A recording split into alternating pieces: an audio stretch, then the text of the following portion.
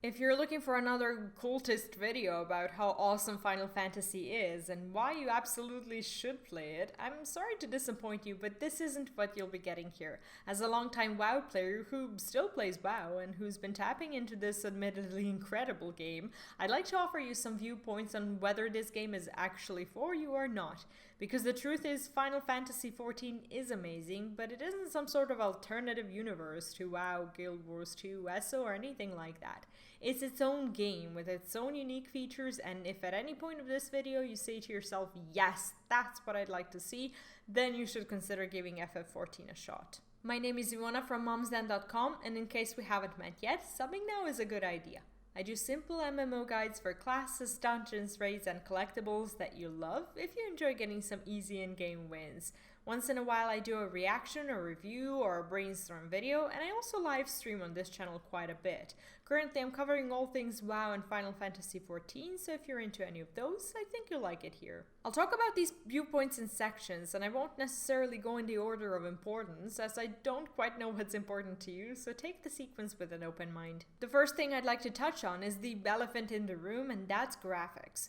Most MMOs nowadays are built in modern engines that differ quite a bit from a game like WoW, for example. Although WoW is still beautiful in its own way, if you're not a fan of the color spectrum or the way your environment looks and want something more realistic, Final Fantasy is a game for you. I used to be extremely loyal to the whole WoW design and theme, and I doubted I could ever like something that looks more convincing, but here I am loving it, and you might do too. Then there's the community. If you want to experience an actually supportive and welcoming bunch, Final Fantasy may be called your next home. I'm somewhat of a skeptic, and when people first told me about this, I instantly responded with something like, nice people are everywhere, and so are the ones who are not so nice. I still believe that, but I have yet to stumble upon a soul in Final Fantasy XIV that made me feel bad. If anything, they've been helpful towards me as a new player, and especially a new tank. When I queued my first dungeon, I actually forgot to turn my stance on, which basically means I'm naturally not taking more aggro if I don't. And the group members were so nice and actually told me which spell to use, what to do, and how to do it. And that was even though the game has previously told me all of that. No one kicked me from the group and told me to basically go back and learn what I needed to do first. They've made me comfortable in my new tank role, unlike in WoW, where at one point of my monk tank leveling, some random DPS in my dungeon group told me to stand aside so he can tank, even though he didn't even have a tank spec, which just made me eternally terrified of tanking ever again, up until now. This is just one of the many examples I've got, but it's something you'd have to experience for yourself. I think most people are trying to respect the culture they've been notified about before starting with Final Fantasy XIV, and they're less likely to be toxic, as they feel like nice people are around them.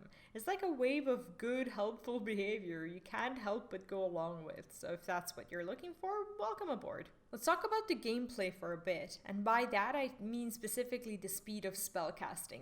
There's a 2.5 seconds global cooldown for most of your abilities, which sounds like a big deal, but with so many instant utility spells, you've got time to both cast those and get ready for your next cast. The gameplay is a lot less spammy and a lot more calm and thinky. When I first started, I was spamming my buttons like crazy, and that's kind of what I used to do in WoW, only to discover that it's not getting me anywhere. So I calmed my fingers, started moving more and thinking about my casts, and I had time to also think about how fun the mechanics are. If you enjoy feeling less pressured about casting your abilities and a calmer gameplay overall, this is the game that has the potential to win you over. When it comes to your alts, or rather the lack of them in Final Fantasy XIV, there's simply no need for them. You can have any job, which is basically a class, that you want, and you switch between them simply by changing your weapon. Each job is being leveled separately, and there's no need to have 1,000 characters with different classes and specs.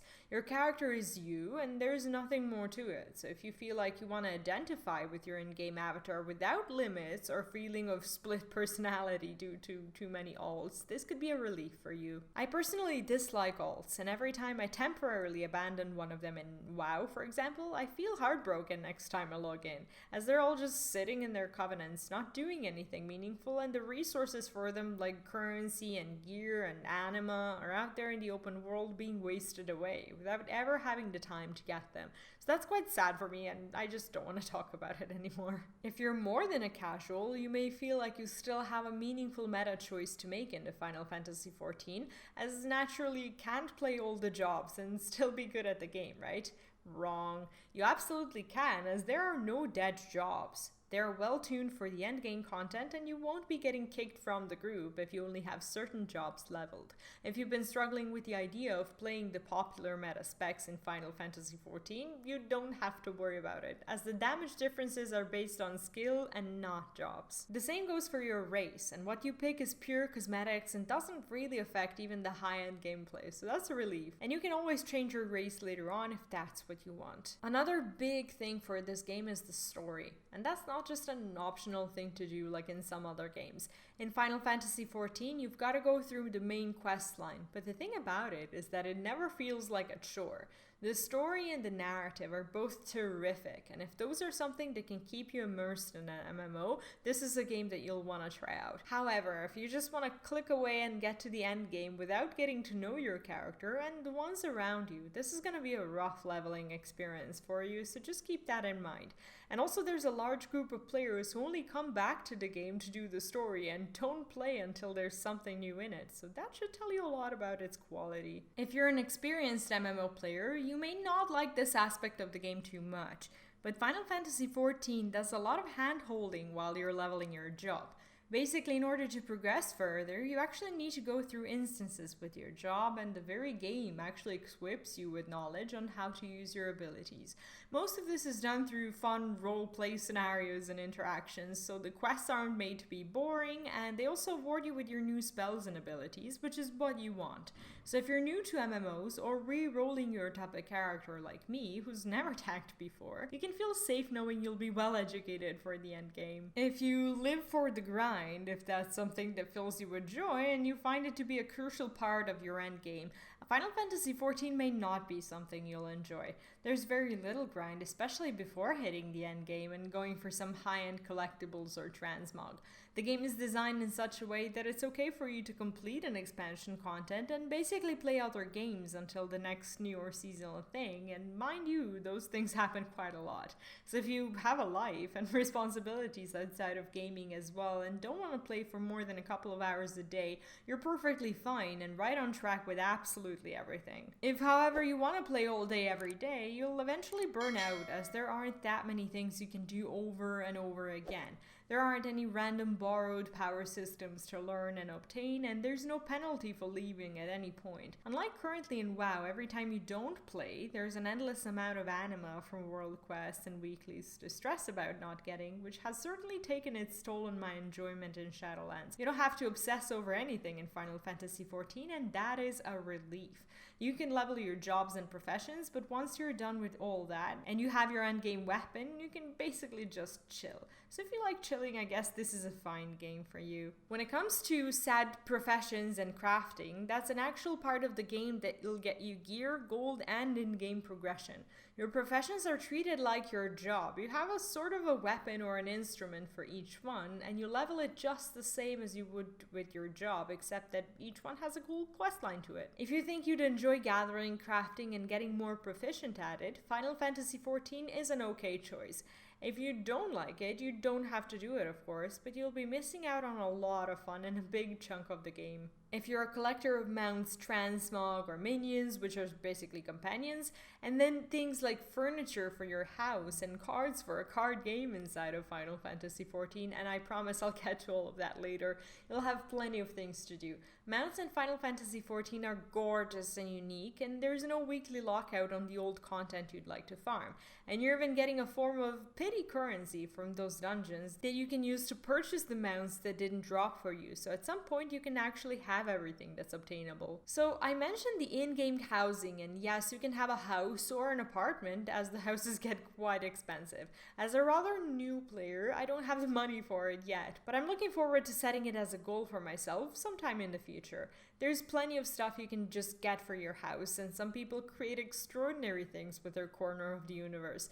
This is not required to have by any means, but if you want it, I mean, it's there for you to get it. This is unlike the garrisons in WoW, as you're not faced and secluded with your bunch of quests. It's just a place to call home and bring your friends if you so choose. As I already said, there are also mini-games, Triple Triad being one of the most prominent ones, and it's essentially an addicting little card game with a collection of cards you can collect in plenty of other outside of the casino content. Because yes, these games are in a casino, and there are also things like transmog competitions and even lotteries, so if you've got a gambling problem you wouldn't want to rekindle in the real life, this is a place to safely submit to your sinful desires.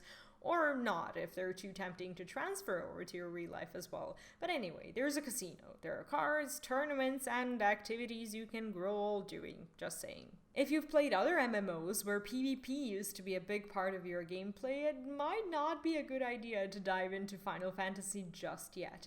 The PvP content is scarce and not quite developed, and there's also no such thing as a competitive scene for it. And in new expansion, there will be some things added to it, but nothing major really. So I'd go for Final Fantasy now, only if I was a full-on PvE person, which I largely am, so I'm good to go. Let me know in the comments how you feel about this, and whether or not you're a PvP person or not. Finally, if you can't imagine your MMO experience without some life-changing music, I'd say FF14 is definitely the game to try out, as it will quite literally keep you dancing or jumping in your chair.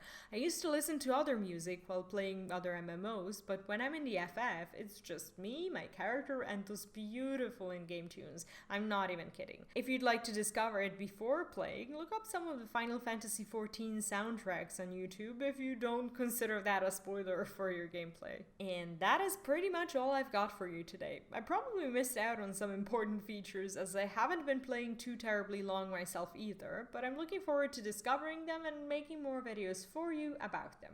If you found this one useful when trying to decide whether or not Final Fantasy XIV is for you or not, leave it a like and don't forget to subscribe as I live stream on this channel, and a bunch of Final Fantasy XIV guides and videos are on their way. Whatever you end up deciding, just remember, have fun while playing your games. Sounds simple enough, but we all often forget that's what really matters when playing a game. See you soon, good luck, and bye bye.